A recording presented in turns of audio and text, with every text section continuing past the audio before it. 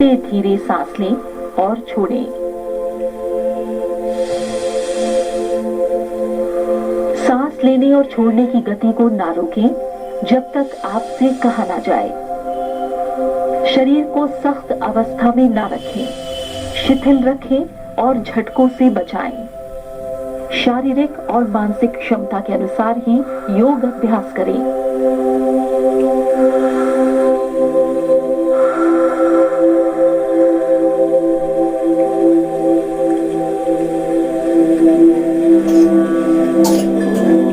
योग सत्र का समापन हमेशा ध्यान, मौन और शांति पाठ के साथ करें। योगाभ्यास के बाद जो ध्यान देने वाली बातें हैं वो है कम से कम 20 से 30 मिनट के बाद ही स्नान करना चाहिए। इसके अलावा योग करने के करीब आधे घंटे बाद ही कुछ खाना चाहिए। योग के माध्यम से शरीर, मन और मस्तिष्क को पूर्ण रूप से स्वस्थ किया जा सकता है। योग के जरिए न सिर्फ बीमारियों का निदान किया जाता है बल्कि इसे अपनाकर कई शारीरिक और मानसिक तकलीफों को भी दूर किया जा सकता है। योग शरीर को शक्तिशाली और लचीला बनाए रखता है, साथ ही तनाव से भी छुटकारा दिलाता है जो रोजमर्रा की जिंदगी के लिए आवश्यक है। योग अभ्यास करते समय हमको प्रमुख रूप से 3-4 बातें जो हमारी इंपॉर्टेंट है, प्रमुख रूप से उनको हमें ध्यान में रखना चाहिए। सबसे पहले हम यदि दिन का अभ्यास कर रहे हैं और हमें अभ्यास थोड़ा कठिन अभ्यास करना है तो हमारा पेट खाली होना चाहिए। सुबह आप हमेशा शौच निवृत्त होकर आप आसन करिए। यदि हम दोपहर में खाना खाया हुआ है तो 3.5 घंटे से 4 घंटे खाना खाने के बाद आप आसन कर सकते हो। एक ये नियम होता है, सुबह खाली पेट करें। यदि आप शाम को आसन करना चाहते हैं तो 3.5 से 4 घंटे में आपका खाना पच जाता है तो आप उस टाइम आसन कर सकते हैं। दूसरा, आप आसन जब भी करें तो जो वहां का एटमॉस्फेयर है वो थोड़ा शुद्ध हवा आनी चाहिए, खुली अवस्था होनी चाहिए। हवादार रूम हो या पार्क में करें या किसी भी गार्डन में करें तो खुला और हवादार होना चाहिए।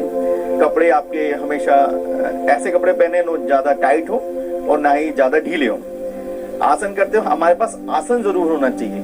कपड़े का 6 फुट 2.5 इंच का एक हमारा एक चटाई हो सकती है, आसन हो सकता है, कपड़ा हो सकता है, जो भी आप आरामदायक अवस्था जो ना ज्यादा टाइट हो ना ही ज्यादा मुलायम हो। ओम भूर्भुवः स्वः तत्सवितुर्वरेण्यम्। योग का अभ्यास प्रार्थना से शुरू होता है।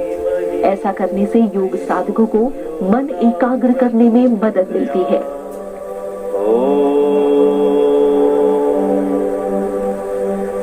धीरे से आंखें खोलेंगे और अपने स्थान पे खड़े हो जाएंगे।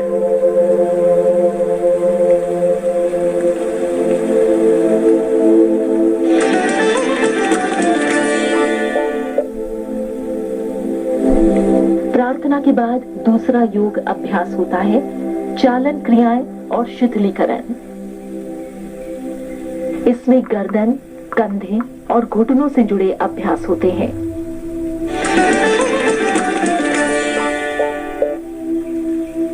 प्रार्थना और चालन क्रियाओं के बाद तीसरा अभ्यास होता है योगासन। योगासन में 3 तरह से किए जाने वाले आसन होते हैं। पहला है खड़े होकर किए जाने वाले आसन।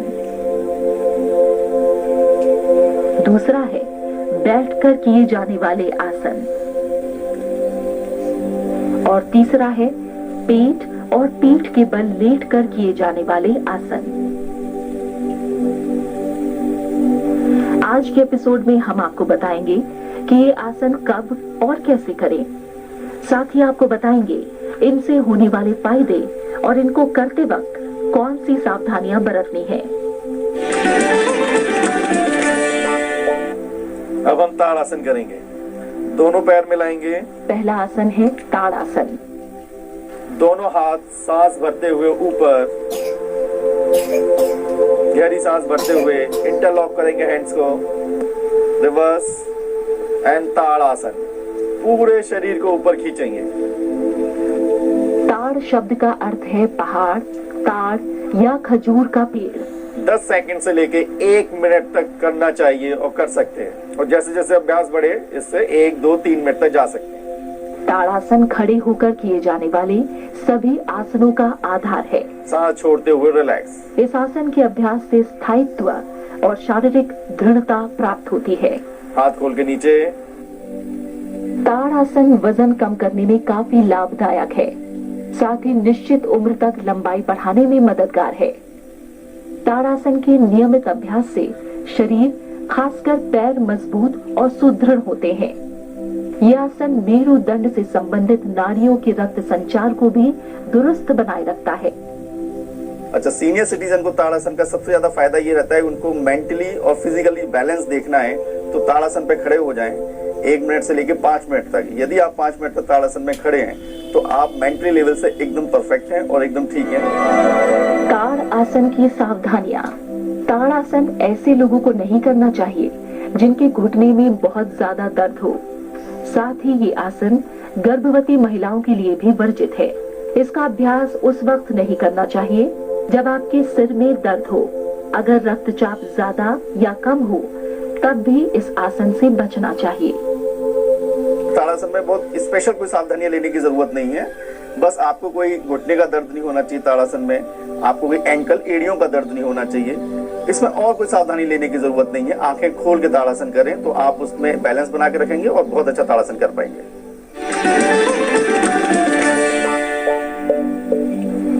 अपने जंघा के पास रखेंगे, अपने थाइस पर रखेंगे, बिल्कुल आराम से। इस आसन को हम किसी भी चीज का पहले सहारा लेके भी कर सकते हैं, किसी का सपोर्ट लेके भी कर सकते हैं। वृक्ष शब्द का अर्थ है पेड़। इस आसन की अंतिम अवस्था में शारीरिक स्थिति एक पेड़ के आकार की बनती है। जितना बैलेंस हो सके उतना बैलेंस करें। शुरुआत में किसी का सपोर्ट लेके भी कर सकते हैं और बाद में आप इसको बिना सपोर्ट के कर सकते हैं। ये बहुत हद तक ध्यानात्मक आसन है जिसका विवरण पुराने राजाओं के अभ्यास में मिलता है।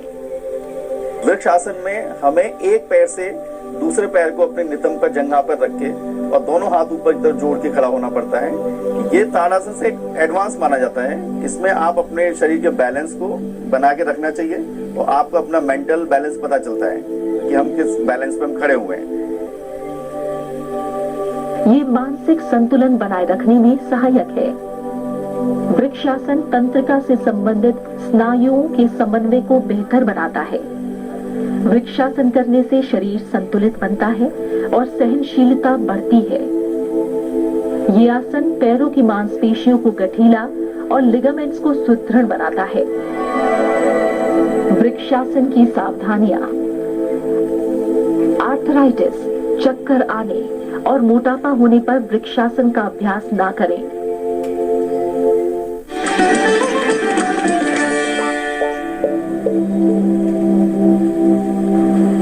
दोनों हाथ ऊपर ले जाएंगे, थोड़ा सा बैकवर्ड पीछे जाएंगे और सांस छोड़ते हुए फॉरवर्ड बैंड, सांस छोड़ते हुए नीचे और अपने दोनों हाथ अपने पंजों के पास रखेंगे।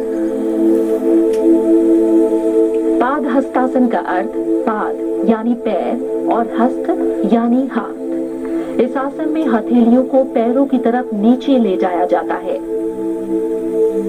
दोनों पैर मिलाइए, दोनों हाथों को सांस भरते हुए पीछे ले जाइए, सांस छोड़ते हुए धीरे धीरे आराम से आगे झुकिए और अपने पैर को छूने की कोशिश करिए। आप पैर छू ले तो आप हथेलियों को जमीन से लगाने की कोशिश करिए। आप जब हथेलियां जमीन से लगाने में प्रैक्टिस हो जाती है तो अपनी नाक को अपने घुटने से लगाने की कोशिश करिए। पाद आसन को आप 10 से लेकर 30 बार तक अभ्यास कर सकते हैं और इसे या तो 30 सेकंड तक रोक भी सकते हैं। इसको काफी बार दोहराने से आपका पेट और कमर बहुत लचीली और बहुत मजबूत होती है।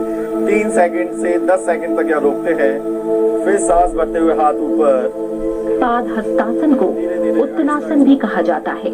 पाद हस्तासन मेरुदंड को लचीला बनाता है। Inhale and exhale forward. इसे करने से कब्ज और मासिक धर्म से जुड़ी परेशानियों से बचा जा सकता है। सांस भरते हुए ऊपर। पाद हस्तासन न सिर्फ एड़ियों के दर्द को कम करता है बैकवर्ड बल्कि एड़ियों के लचीलेपन को भी बढ़ाता है। सांस छोड़ते हुए नीचे। पाद हस्तासन। पाद हस्तासन की सावधानियां। वैसे तो पाद हस्तासन के कई फायदे हैं, लेकिन दिल की बीमारी, पीठ दर्द की समस्या, उदर शोथ, हर्निया, अल्सर और चक्कर आने जैसे रोगों के समय पाद हस्तासन नहीं करना चाहिए। साथ ही गर्भावस्था के समय भी इस आसन को नहीं करना चाहिए। पाद हस्तासन का एक मेन बात होता है कि हम आगे हमेशा फॉरवर्ड बेंडिंग करते रहते हैं, पर हम बैकवर्ड बेंडिंग कभी नहीं करते हैं। पाद हस्तासन करने में हमारी बैकवर्ड बेंडिंग होती है, जिससे हमारा जो रीढ़ की हड्डी होती है वो स्ट्रांग होती है और बहुत मजबूत होती है। अर्ध चक्रासन। गहरी सांस भरते हुए गर्दन को पीछे ले। अर्ध का अर्थ है आधा और चक्र का अर्थ है पहिया। इस आसन में शरीर आधे पहिए की आकृति जैसा बनता है, इसलिए इसे अर्ध चक्रासन कहते हैं। अर्ध चक्रासन पादासन का अर्ध भाग है। इसमें यही पादासन में हम पूरा हाथ ऊपर लेकर पूरा छूते हैं। अर्ध चक्रासन में हम दोनों पैरों को थोड़ा दूर रखते हैं, 1 फीट दूर, और पैरों को रखने की सबसे अच्छी अवस्था जो होती है कि आपका पंजा आपके घुटने के सामने होना चाहिए। जब आप नॉर्मल लाइफ में खड़े होते तब तो अर्ध चक्रासन करने के लिए अपने दोनों हाथ कमर पर रखिए और दोनों हाथों कमर पर रख के अपना पूरा वजन पंजों तरफ रखते और घुटने मुड़े ना, और गर्दन को धीरे धीरे सांस लेके पीछे जाइए। पीछे ले जाकर 10 सेकंड से लेकर 30 सेकंड तक जैसा भी आपका अभ्यास है उसको हिसाब से रोकिए और आराम से फिर सांस छोड़ते हुए नॉर्मल अवस्था में आइए। इस अवस्था को 3 से लेकर 10 बार तक दोहराना चाहिए। अर्ध चक्रासन करने से मेरुदंड लचीला बनता है और नाड़ियां मजबूत होती हैं। ये गर्दन की मांसपेशियों को मजबूत बनाता है और श्वसन क्षमता बढ़ाता है। ये आसन सर्वाइकल स्पॉन्डिलाइटिस में बहुत लाभकारी है। अर्ध चक्रासन की सावधानियां। अगर किसी व्यक्ति को चक्कर आता हो तो उसे अर्ध चक्रासन करने से बचना चाहिए। उच्च रक्तचाप वाले भी इस अभ्यास को करते समय सावधानी से पीछे झुकें। स्लिप डिस्क और साइटिका वालों को ये योगाभ्यास विशेषज्ञों की निगरानी में करना चाहिए। बस इसमें यह है कि आंखें खुली रखें और पैरों पर बैलेंस रखें और अपना पूरा वजन पंजों पर रखें, तो आप अर्ध चक्रासन बहुत अच्छा कर सकते हैं।